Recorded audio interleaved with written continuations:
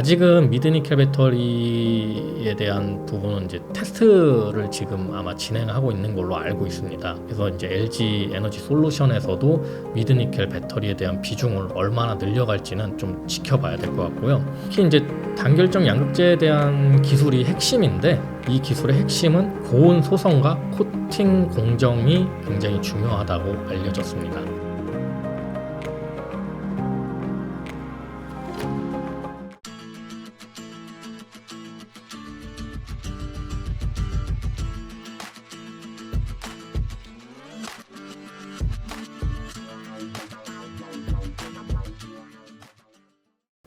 이제 LG 에너지 솔루션이 원래는 NCM 배터리 세계 최초로 양산을 했고요. 그런 부분에서 봤을 때 LG 에너지 솔루션 특허가 굉장히 많습니다. 굉장히 많고요.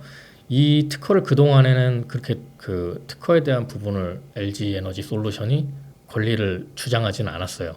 왜냐면은 이제 배터리가 발전을 하고 전기차가 발전을 하려면 개발하는 사람이 많아야 되잖아요. 네, 그런 의미에서 그랬었던 것 같고요. 특히 이런 전략은 테슬라도 비슷하게 했었죠. 테슬라 같은 경우는 특허 공개를 하고 오픈을 해버렸기 때문에 그런 생각에서 LG 에너지 솔루션도 그러지 않았을까 생각이 드는데, 이제는 중국 기업들이 이제 많이 치고 들어오기 때문에 중국 쪽에서도 이제 삼원계 배터리, CATL 같은 경우는 삼원계 배터리를 이제 수출을 지금 많이 하기 시작하고 있습니다. 그렇기 때문에 어느 정도 이제 노선을 잡을 필요가 있는 거죠. 그래서 최근에 이제 LG 에너지 솔루션이 배터리 특허 전쟁에 나선다고 발표를 했고요. 이제 특허 무임승차에는 강력하게 대응을 하겠다. 그리고 이 특허 전쟁을 통해서 라이선스 시장 구축을 해서 또 다른 이익을 창출을 하겠다라고 계획을 발표를 했습니다. 그럼 뭐 예를 들어 뭐 중국 업체들이 만약에 특허를 침해를 했다, 그럼 이제 소송이 들어갈 거고 그거에 대한 또 로열티를 산정을 해서 따로 받겠죠. 그러면 이제 그 뭐 예를 들면 퀄컴 같은 경우도 로열티 막 몇 조씩 받잖아요. 네, LG 에너지 솔루션도 아마 그렇게 가게 될 거라고 예측이 되고 있습니다. 중국 기업 쪽에 포커스를 지금 맞추고 있고요. 이미 국내 기업들은 이미 소송전을 이미 치렀습니다. 네, 그렇기 때문에 어느 정도 이제 뭐 합의를 본 상황이고, 지금 특허 정쟁은 중국 기업을 포커스를 딱 맞춰서 진행을 하고 있는 것 같습니다. 뭐 가장 대표적으로 볼 수 있는 게 미드니켈 배터리라고 보고 있습니다. 그러니까 LF 배터리의 대항마로는 고전압 미드니켈 배터리고요.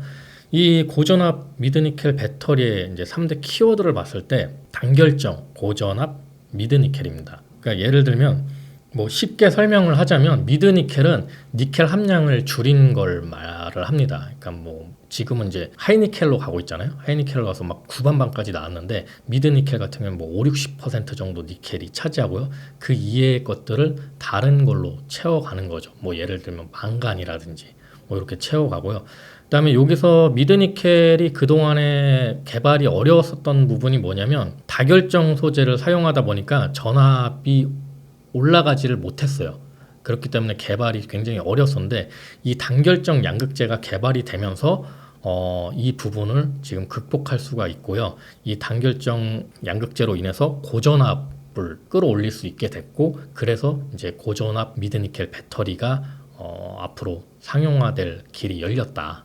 그렇게 보시면 되고, 이 부분은 이제 아직은 미드니켈 배터리에 대한 부분은 이제 테스트를 지금 아마 진행하고 있는 걸로 알고 있습니다. 그래서 이제 LG 에너지 솔루션에서도 미드니켈 배터리에 대한 비중을 얼마나 늘려갈지는 좀 지켜봐야 될 것 같고요. 특히 이제 단결정 양극재에 대한 기술이 핵심인데, 포스코 표처엠에 대한 기준으로 보자면 이 기술의 핵심은 고온 소성과 코팅 공정이 굉장히 중요하다고 알려졌습니다. 예를 들면은 양극재를 만드는데 소성을 굉장히 많이 진행을 한단 말이에요. 네. 근데 그 소성 온도가 얼마나 되고 레시피를 얼마나 섞어야 되고 그다음에 코팅은 얼마나 해야 되는지에 대한 부분들이 노하우라는 거죠. 그런 부분들이 중국 기업이 아직 따라오기에는 어려운 부분이다. 그렇기 때문에 이런 부분이 한국적인 강점이 될 수 있다라고 볼 수 있고요. 그 다음에 이제 미드니켈 다음에는 또 뭐가 될 거냐라고 봤을 때는 이제 전고체 배터리가 있습니다. 전고체 배터리 같은 경우에는 사실 이제 저가형은 아니죠. 저가형은 아니고 상당히 이제 높은 가격대의 전기차에 적용이 될 예정인데, 전고체 배터리가 이제 주목받는 이유는 여러 가지가 있습니다. 특히 제일 이제 우선시 될 거는 높은 안정성, 그러니까 불에 타지 않고요. 그다음에 에너지 밀도가 또 굉장히 높아지고요. 뭐 예를 들면 1kg당 500W씩까지 나온다고 해요. 그러니까 이제 뭐 NCM 배터리보다는 더 나아가는 거죠. 그 다음에 충전 시간도 단축이 돼요. 그 다음에 극한 상황에서도 성능 저하가 별로 일어나질 않습니다. 왜냐면 이제 전해질이 고체이기 때문에 그렇게 가능한 거고요. 이런 전해질이 고체이기 때문에 또 개발이 어려운 점이 있습니다. 우리나라에서 가장 앞서서 전고체 배터리를 개발하고 있는 곳이 삼성 SDI고요. 삼성 SDI에서는 이제 2027년에 상용화 그 시기를 예측하고 있습니다. 네, 하이엔드급에 할 수밖에 없고요. 왜냐면 전고체 배터리 같은 경우에는 일단 양산 단가가 굉장히 높습니다. 그 뭐 예를 들면 뭐 그 전에 고체 전해질 만드는데 단가가 한 뭐 일반 액체 전해질에 비해서 한 10배가 넘게 차이가 나는 걸로 알고 있거든요. 그러니까 이 부분을 계속 낮춰줘야 되기 때문에 그거는 이제 기술 개발도 중요하고 양산도 굉장히 많이 이루어져야 되기 때문에 시간이 좀 걸릴 거라고 보고 있습니다. 양극재 기업들 같은 경우는 지금 레깅 효과에 빠졌기 때문에 2분기까지는 아마 그 상황이 이어질 것 같고요. 최근에 지금 이제 리튬 가격이 하향 안정화가 됐습니다. 그래서 이제 작년까지만 해도 굉장히 고점일 때는 고점 대비해서 가격을 봤을 때 한 6분의 1 토막이 났거든요. 그러니까 이제 굉장히 많이 내려왔죠, 리튬 가격이. 그래서 이제 비싼 가격에 샀는데 낮은 가격에 팔아야 됐기 때문에 많은 우리나라 이제 양극재 기업들이 지금 굉장히 어려움에 빠져 있는 거고요. 이제 하반기로 가면 갈수록 그런 레깅 효과가 풀리면서 어느 정도 수익성이 다시 복구가 될 걸로 예측이 가능합니다. 그래서 그런 매출적인 1분기 이제 실적 발표를 양극재 업체들이 거의 대부분 했고요. 그 부분을 봤을 때는 그나마 포스코 퓨처엠이 굉장히 선방을 했다라고 보면 되고요. 나머지 기업들 특히 안 좋은 기업은 LMF가 굉장히 안 좋은 이제 상황입니다. LMF 같은 경우는 이제 재고 관리적인 측면에서 굉장히 이제 적자 전환이 마이너스 뭐 2천억, 분기에 2천억 정도 이상이 이제 손해를 봤기 때문에 LMF가 이제 거의 바닥을 찍었다고 보시면 되고요. 그런 의미에서 주가적인 부분도 LNF가 지금 바닥을 찍고 지금 상승하는 추세에 또 들어섰거든요. 웬만한 리스크는 다 나왔다라는 거죠. 네, 그래서 LNF가 지금 이제 바닥 찍고 올라오고 있는 상황으로 봤을 때 다른 양극재 기업들도 좀 그런 추세로 돌아서지 않을까 예측을 하고 있습니다. 특히 뭐 포스코 퓨처엠 같은 경우에는 M86 단결정 양극재를 계속 매출을 늘려가고 있어요. 그래서 이런 부분에서 매출이 늘어나면서 수율도 개선되고 이런 게 이제 선순환이 되면서 영업이익이 전분기 대비 증가를 했고요. 매출도 조금 증가를 했고요. 그래서 다른 양극재 기업들보다 제가 포스코 퓨처엠을 좋게 보는 이유가 이런 부분에 있습니다. 뭐 에코프로비엠도 지금 좀 어려움에 있죠. 어려움에 있고요. 최근에 뭐 에코프로머티 상장도 했고 이제 여러 가지 증설도 지금 진행을 하고는 있지만 좀 포스코 퓨처엠하고 좀 차이가 나는 부분은 에코프로비엠은 약간 소재 부분, 그러니까 광산에 대한 그런 지분 투자라든지 약간 포스코 계열 쪽보다는 늦었습니다. 그렇기 때문에 그런 부분에서 에코프로비엠이 양극재 지금 기업 순위 1위지만 포스코 퓨처엠이 어느 정도 지금 따라가고 있는 부분이거든요. 굉장히 무섭게 따라가고 있죠. 그래서 에코프로비엠이나 다른, 그러니까 포스코 퓨처엠 이외의 다른 양극재 기업들은 좀 2분기까지 좀 상당히 어려움을 겪을 수 있다라고 보시면 되고요.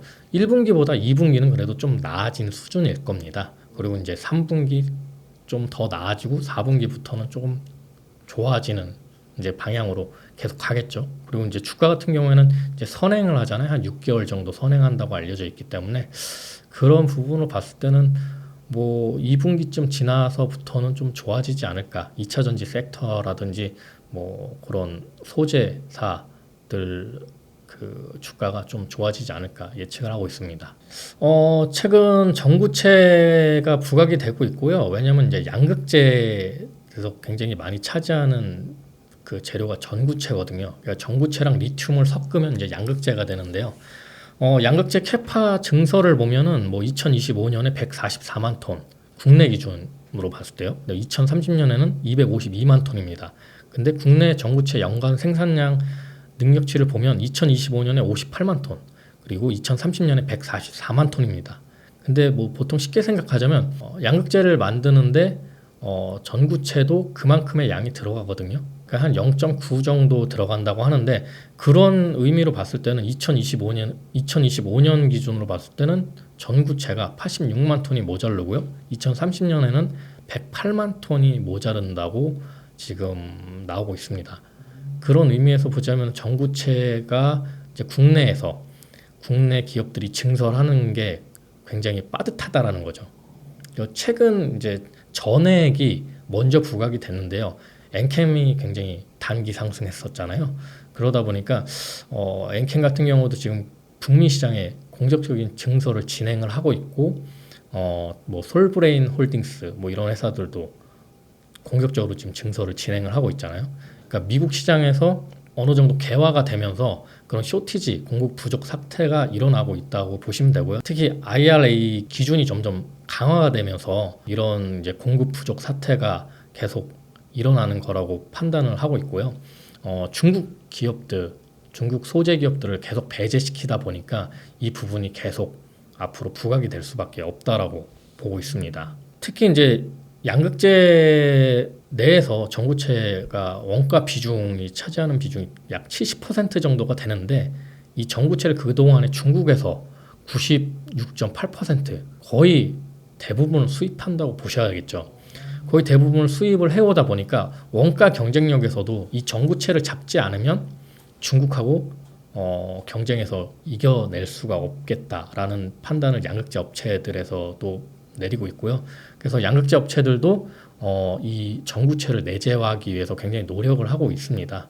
그런 부분들이 이제 중국의 합작 회사를 세우거나 아니면 자체적으로 에코프로머티처럼 자체적으로, LG화학처럼 자체적으로 좀 준비를 하고 있는 회사들도 지금 꽤 많아지고 있고요. 그리고 이제 전구체가 또 중요한 게 뭐 하이니켈 배터리에서 이제 단결적 양극재가 중요하다고 제가 계속 말을 하고 있잖아요.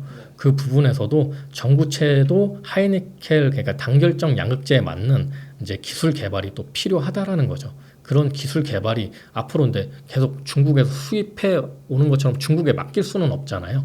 그러다 보니까 이제 국내 업체들이 이 전구체 개발에 굉장히 많이 뛰어들 수밖에 없는 상황이다. 그리고 2025년에는 전구체가 분명히 공급 부족 사태가 온다. 이런 관점으로 이제 시장에서 보고 있고요.